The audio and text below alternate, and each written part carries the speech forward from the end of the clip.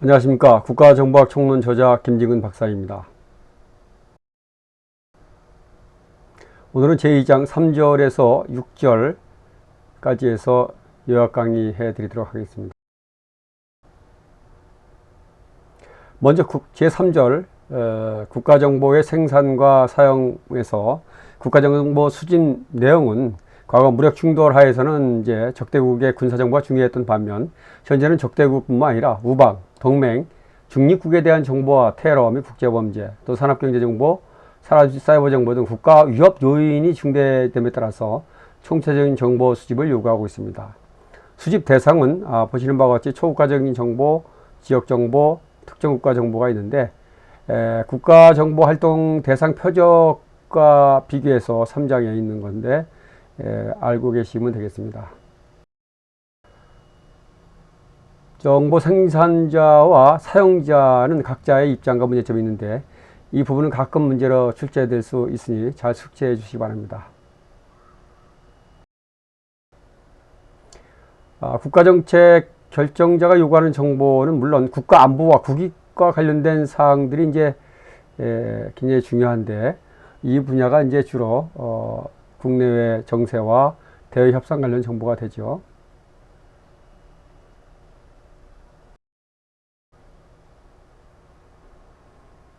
국가정보에 대한 우선순위는 누가 요구하느냐에 따라서 우선순위에 영향을 많이 미친다고 볼 수가 있습니다. 즉 최고 정책 결정자인 대통령이 최우선적으로 알고 싶어하는 것이 바로 이제 최우선순위가 된다고 보시면 됩니다. 사무적인 우선순위 결정은 이제 국가안보회의를 거쳐서 미국이나 한국이 국가안보회의를 거쳐서 미국은 이제 국가정보국장이, D&I 국장이, 그다음 한국은 국정원장이 이제 최종 결정을 한다고 보시면 되겠습니다. 그런데 여기서 국가정보 요구 우선순위를 결정하는 주요 요소는 이제 발생 가능성과 중요성인데 이 발생 가능성과 중요성이 동시에 높은 것이 가장 이제 우선순위가 높은데 이 두 개 요소가 이제 충돌을 할 때 어느 것이 중요하냐 하는 것이죠. 충돌할 때는 중요성을 우선으로 해서 결정을 한다는 것이죠. 중요성. 그래서 중요성이 높을 때 우선순위가 높다는 것이죠.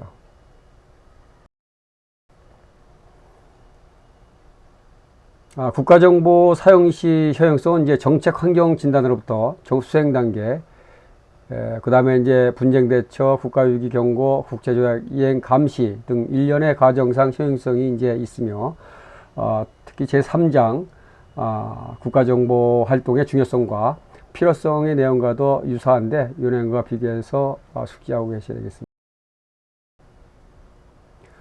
국가정보 사용 시 효용성을 이제 극대화하려면은 사안에 적합하고 객관적이며 정확한 정보를 적시에 제공해야 효용성을 극대화시킬 수 있다는 것이죠. 그래서 정보의 효용성과도 이제 비교를 해서 여러분이 잘 아시고 계셔야 되겠습니다.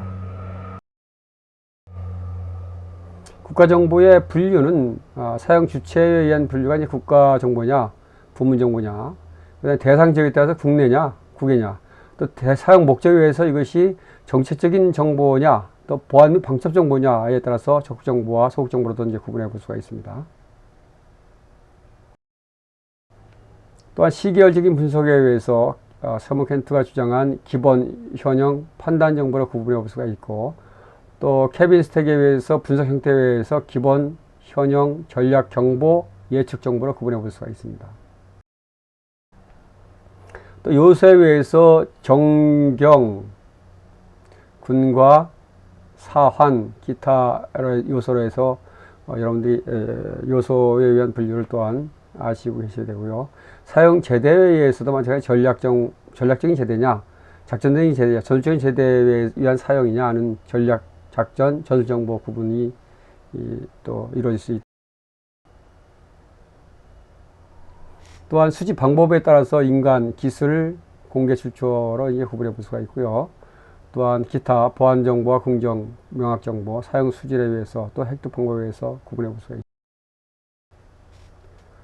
국방 정보는 이제 전시에는 국가 정보로서의 역할을 수행하지만 평상시에는 이것이 하나의 국방 부문 정보의 역할을 수행하고 있고, 국방정보는 군사정보, 합동정보, 뭐 전략, 작전, 전술 정보를 이렇게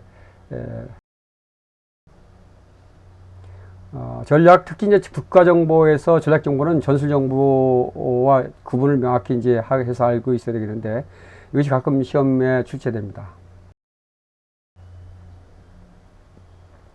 그래서 전략정보와 전술정보는 당연히 이제 좀 그 성격상 다른 목적이 있겠죠.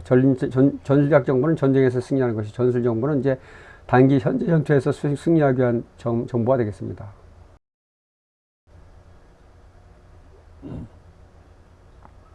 도표에서 보시는 전략정보와 전술정보의 비교표를 보시면 개념적인 차이를 분명히 알 수 있을 것입니다.